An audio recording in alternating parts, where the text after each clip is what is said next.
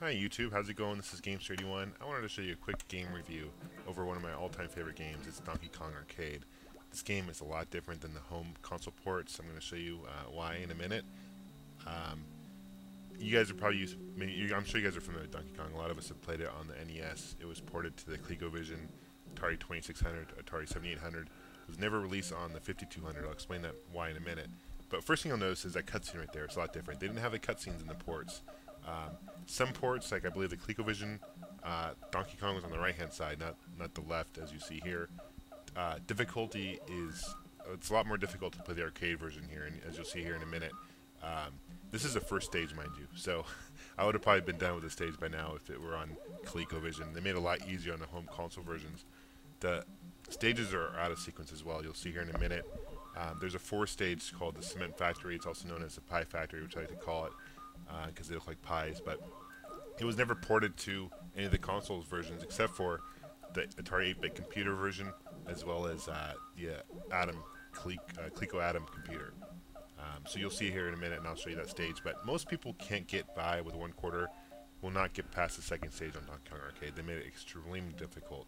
Here's another cutscene. You're probably not used to seeing that. This stage, I think, is stage 3 on Nintendo. I don't know why they went out of sequence with the stages and why they made it a lot more easy. I like the fact that it's difficult. I think it makes it a lot more interesting, a lot more fun. This point of the stage is you have to walk over all those bolts. This game came out in 1981. It's a huge year for gaming. Miss Pac-Man came out the year. Galaga came out the same year. Huge, important year for gaming. But you got to understand one thing. Nintendo, they released a game in 1980 called Raider Scope. It's a stand-up arcade. It didn't sell very well at all. In fact, it really flopped. Nintendo America lost a ton of money, and to be honest with you, they were kind of hurting. So Miyamoto, who was in Japan, that worked for Nintendo in Japan, he wanted to come up with a game that had a story behind it. Because if you think about it, games back in the 80s, you had Pac-Man, you had Galaga, you had Asteroids. You had a goal as far as you had to shoot, asteroids, or you had to eat pellets, but there's really no story behind it, no beginning, middle, end. This was one of the first games with a platform, a story behind it, which was really groundbreaking if you think about it. Miyamoto was a huge Popeye fan. In fact, he wanted, initially, Donkey Kong was supposed to be Bluto, Olive Oil was supposed to be the lady up top, and as we know, as Mario now, it's supposed to be Popeye. Copyright reasons, licensing didn't fall through. Eventually, Nintendo did come up with a Popeye game, which is an awesome game. It was ported to a lot of platforms as well. I mean, this is ridiculous. This is like the third stage. You can see how difficult it is. It's really frustrating, okay, to play, but it's a lot of fun. Now, when Nintendo came up with this game, they didn't really have any good names for the characters. In fact, in Japan, when they came over, they approached Nintendo of America, which is based in Redmond. It still is, actually, Washington up there. They had certain names picked out. In fact, the main character as we know Mario today was named Jumpman. He was actually a carpenter, which makes a lot more sense because if you think about the steel beams and all that, the hammer, he was definitely a carpenter. And the reason they named him Jumpman was because they had things like Pac-Man and they were trying to make a pun off of that. The lady who we know up top was just simply called Lady, and Donkey Kong was obviously called Donkey Kong. There's certain rumors as far as why they would have named where they got the name Donkey Kong, and rumor has it, one of the most popular rumors is that Miyamoto wasn't really sure what to call it. He was looking at an English-Japanese dictionary, and he wanted something translate to like stubborn gorilla, and that's kind of where he came up with Donkey Kong.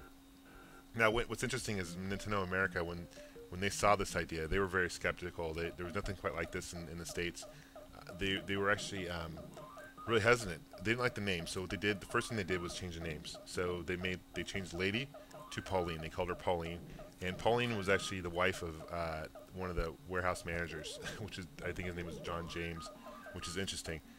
Mario actually was named after the warehouse landlord, Mario Segal. So that's interesting. That's where they got the name Mario. I always wondered why the Japanese would come up with the name Mario, and actually it was the United States that came up with the name Mario.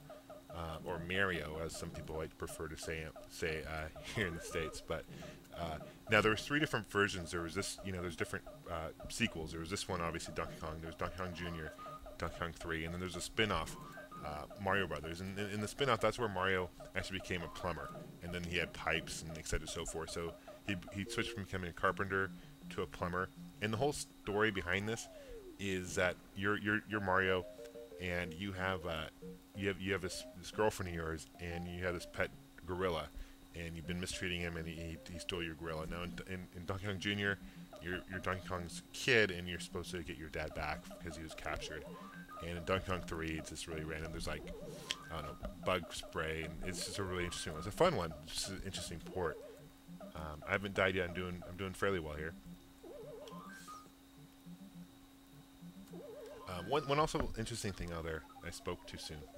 One other thing that's interesting about this game was when it was released, Universal Studios, which had the rights to King Kong, actually sued Nintendo, which is interesting. They thought for some reason it was similar in names and there was confusion, same kind of plot where the large gorilla steals a girlfriend. Obviously, Universal ended up not making that, ended up losing that battle with Nintendo. And Nintendo actually countered to Universal for lost wages or, for the fees or whatever. Now, one thing was interesting. If you guys are familiar with the ColecoVision, which is one of my favorite retro systems of all time, that was a pack-in. Donkey Kong was a pack-in for the system. And what happened was Nintendo had worked with ColecoVision to have an exclusive deal with them. So ColecoVision would have exclusive rights to make Donkey Kong for the ColecoVision, which if you play the ColecoVision version, it's actually a really fun port. It's missing a lot of stages, as I explained earlier. But it was a really good quality port. Now this is the cement factory. You guys are probably familiar with this scene right here. And the object is you just got to get up top. It's actually a very, very difficult level. But as I was saying with ColecoVision, yeah, it was they had the very first game with, so they had the rights for ColecoVision. Now ColecoVision did end up making games for certain Atari systems. They made one for the Atari 2600. They made a version for the 7800. If you look at the carts, it does say Coleco on it. But what's interesting, they never made a port to the 5200 because Coleco considered the 5200 kind of its competitor as far as graphically. So there was never a port to the 5200, which is interesting. And you could never get Donkey Kong for ColecoVision was only available through the ColecoVision. There was no individual Donkey Kong cart that was sold separately. It was always available only through the ColecoVision. The stage, as you can see, is extremely difficult. If you guys ever seen, I really highly recommend watching the movie King of Kong. Super funny movie.